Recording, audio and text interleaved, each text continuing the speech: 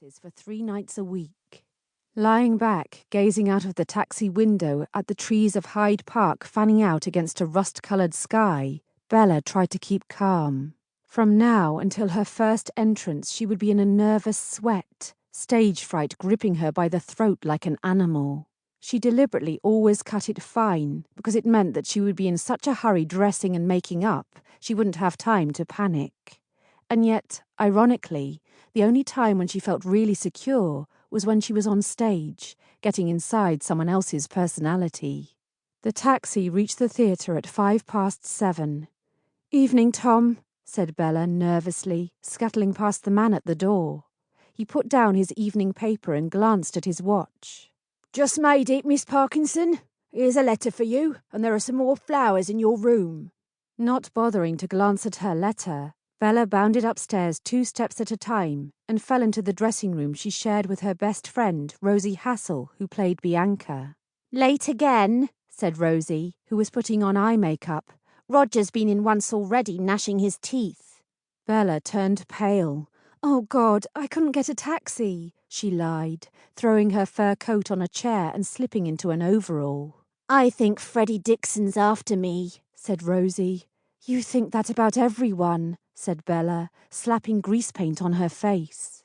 "I don't. And anyway, I'm usually right. I know I am about Freddie."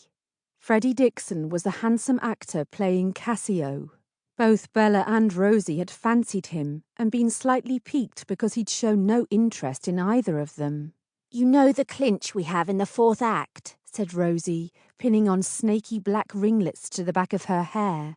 "Well, last night he absolutely crushed me to death, and all through the scene he couldn't keep his hands off me." "He's not meant to keep them off," said Bella. "I expect Roger told him to act more sexily." Rosie looked smug. "That's all you know. Look, you've got more flowers from Master Henriques," she added, pointing to a huge bunch of lilies of the valley arranged in a jam jar on Bella's dressing table.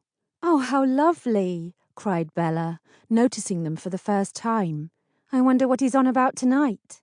"Aren't you going to read his letter?" said Rosie. Bella penciled in her eyebrow. "You can, since you're so nosy," she said. Rosie took the card out of its blue envelope. "Dear Bella," she read. "That's a bit familiar. It was Dear Miss Parkinson last time. Good luck for tonight. I shall be watching you. Yours, Rupert Henriques. He must be crazy about you. That's the 8th time he's seen the play, isn't it?" "9th," said Bella. "Must be getting sick of it by now," said Rosie. "Perhaps he's doing it for O-levels." "Do you think he's that young?" "Expect so. Or a dirty old man. Nobody decent ever runs after actresses. They've usually got plenty of girls of their own." Bella fished a fly out of her bottle of foundation and had another look at the card. "He's got nice writing, though," she said, "and Chichester Terrace is quite an okay address." There was a knock on the door. It was Queenie, their dresser, come to help them on with their costumes.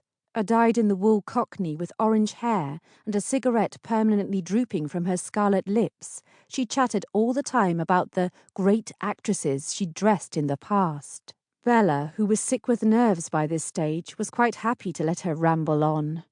5 minutes, please! 5 minutes, please!" It was the plaintive, echoing voice of the call boy. Bella looked at herself in the mirror, her smooth young face belying the torrent of nerves bubbling inside her. Then she sat down on the faded velvet sofa with the broken leg in the corner of the room and waited, clasping her hands in her lap to stop them shaking. "Beginners, please! Beginners, please!" The sad, echoing voice passed her door again. Rosie, who didn't come on until later, was doing the crossword. Bella took one more look round the dressing room. Even with its bare floor and blacked-out windows, it seemed friendly and familiar compared with the strange, brightly lit world she was about to enter. "Good luck," said Rosie, as she went out of the door. "Give Freddie a big kiss."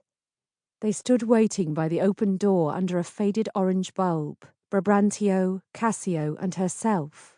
Wesley Barrington, who was playing Othello, stood by himself, a huge, handsome black man, 6.5 feet tall, as nervous as a cat, pacing up and down, murmuring his lines like an